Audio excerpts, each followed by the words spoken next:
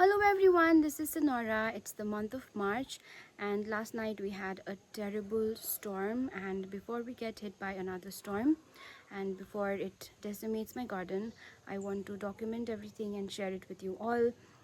So it's the month of March and the highlight of this month are my wisterias. Just take a look at how beautiful she is, and we have to wait an entire month for these to start blooming, and I think it's worth the time. And I'm gonna start from the entrance right here, and I'll try to make it quick because I'm running out of space, so keep on watching. I'm going to start the tour from here. We have another wisteria right at the end, which is much larger than this one, and I'm also excited to show you my rose bush. It's putting up lots of buds, and also my spirea, really pretty, especially in arrangements. And now we're moving into the garden. I wanted to show you my petunias, all deep shades along with some lighter ones. The pink one though is my favorite, the one, this one right here. Oh my god, come on, yeah, this one right here.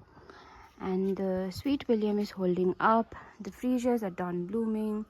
You can see lots of debris, leaves and all that in the garden. And I wanted to show you my queen, no not queen, my ladybanks rose. It has started blooming. In fact, there are so many buds that are yet to unfold, and it's interesting because this has been here for not more than 6 to 7 months. My mom got a very tiny cutting from somewhere and it has just taken off, which also means I'll have to keep pruning them later on, but that's for later. Right now I just want to enjoy the blooms. And the best thing about ladybank's rose is that these are thornless, so it's very perfect, very much perfect for arbors or anywhere there's high traffic, because when you're walking past the bushes, your clothes or your skin will not get caught up, or your arms will not brush up against the thorns. Moving on, so you can see everything looks very sad. The season thus, I mean, she's flopped over.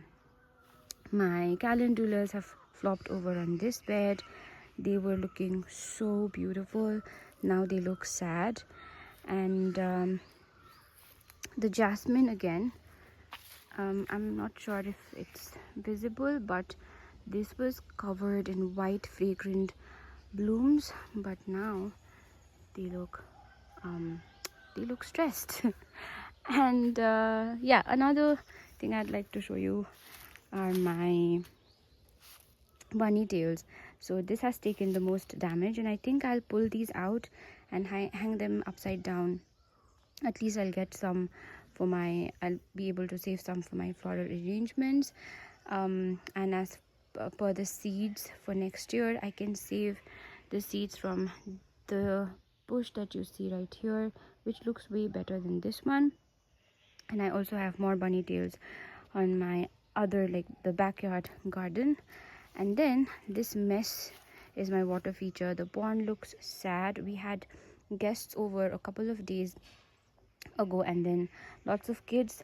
The kids loved picking stones and my stepping stones and throwing them into the pond. So it's, I don't know if the lotus tuber is alive. Hopefully it is. And I also have a little clematis growing up this iron thing, so just hoping it will bloom at least next year. Then moving on, more debris, more damage.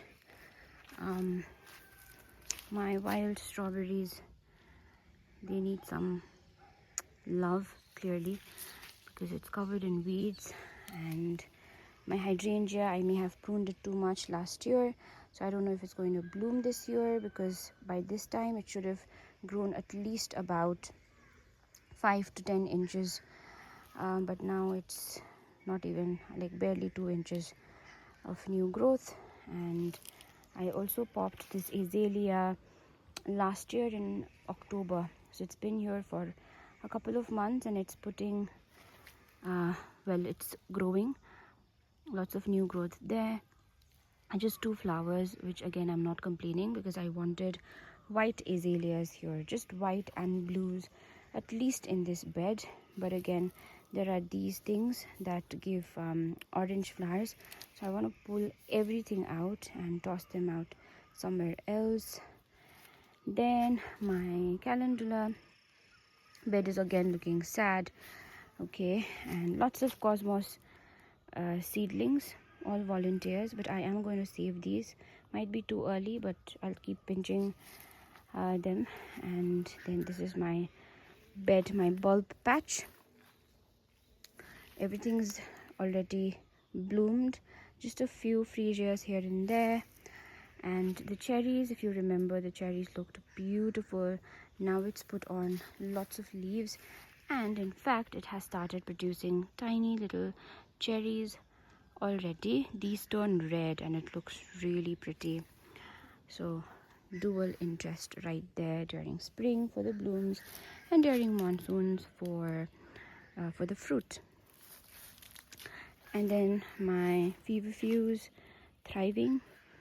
The Chinese fringe, the guest who came over a few days ago, they loved this one. Out of all the things in the garden, they were immediately drawn to this and the wisterias. I gave away so many cuttings. Again, this is worth every penny. Just being honest, I spent 15 rupees for this. Of course, it did not come in this size, but you get the point, right? It just, I think this is about 3 years old, and this is how much growth it puts on. I trim it all the time. I use this in floral arrangements because again it holds up really well in a vase, and again it has this beautiful interesting color. And I have these planted sporadically around the garden just so it breaks the monotone of the green. So that's that. And my stalks, I mean, I don't know what these guys are doing. More bunny tails. Thankfully this one does not look as bad.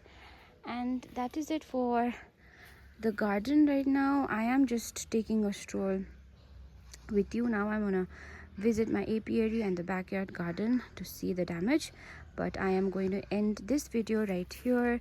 Hopefully the storm is going to be not as strong as it was last night, because I was praying throughout. I was so worried because we have this huge forest right above us. So fingers crossed. I hope everybody is safe, and thank you for watching. I am going to end the video now.